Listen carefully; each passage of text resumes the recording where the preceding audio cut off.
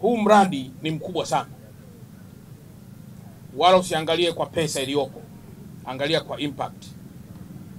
Hii barabara ndio lango kuu kabisa la kuconnect Dar es Salaam na mikoa yote, hasa mikoa hii inayoenda mikoa hii ya nyanda za juu kusini, na hii mikoa mingine ya kuelekea Arusha, kuelekea Tanga, kuelekea wapi. Kwa hiyo ni barabara kubwa sana, na ukiangalia kwa population na ukiangalia kwa wingi wa magari, barabara hii ina wingi mkubwa sana wa magari yanayokwenda mikoani.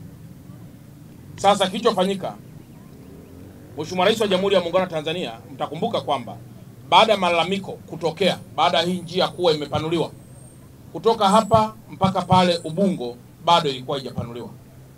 Kwa hiyo zimetafutwa fedha zaidi ya bilioni 80 ili ziweze kuja kwenye mradi huu mkubwa wa barabara.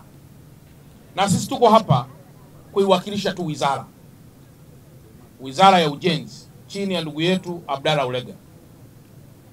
Ameshatoa maelekezo mara kadhaa kwa mainjinia hawa kwamba wafanye kazi haraka. Na sisi sasa hivi Dar es Salaam tuna encourage watu wafanye kazi masaa 24. Haiwezekani kutoka pale Ubungo mpaka hapa utumie masaa 4.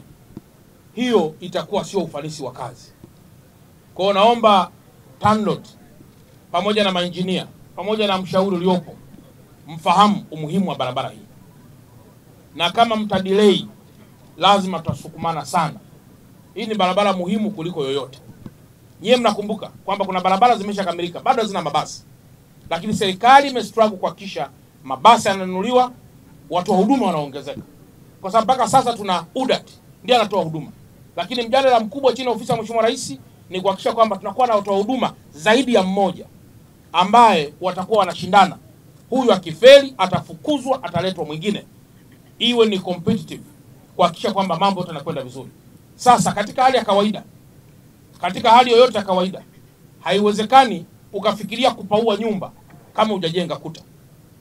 Kwa hiyo na hapa haiwezekani kufikiria kununua mabasi kama hujajenga barabara.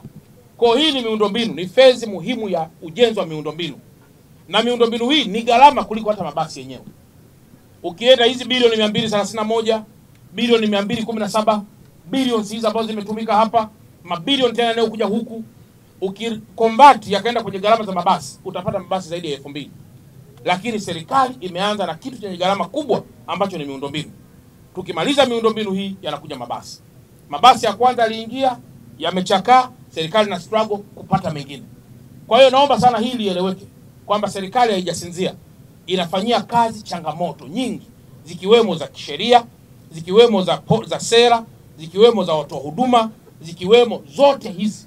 Ofisi ya Rais TAMISEMI is working ili kuhakikisha kwamba mambo yote yanakuwa solved.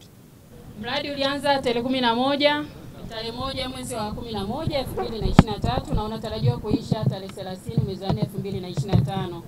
Thamani ya mradi huu ni bilioni 83.894. Lakini pia mpaka sasa mkandarasi ameshafanya kazi kadhaa na ameshaweza kulipwa fedha kiasi cha shilingi bilioni 21.619. Hiyo ikiwa inajumuisha na malipo yale ya awali, yani advance. Katika mradi wetu kazi zinaendelea bila changamoto kubwa sana, Mheshimiwa Mkuu wa Mkoa, lakini kikubwa ambacho tunakipata kama malalamiko kutoka kwa wananchi ni issue ya foleni. Na hii ni kwa sababu hii barabara mwanzoni ilikuwa na njia nyingi za pembeni ambazo kwa sasa zinatumika katika huu upanuzi. Sasa zinapokuwa zimebanwa, magari mengi yanajikondensa sehemu moja. Kwa hiyo inakuwa inapelekea msongamano wa magari unakuwa ni mkubwa.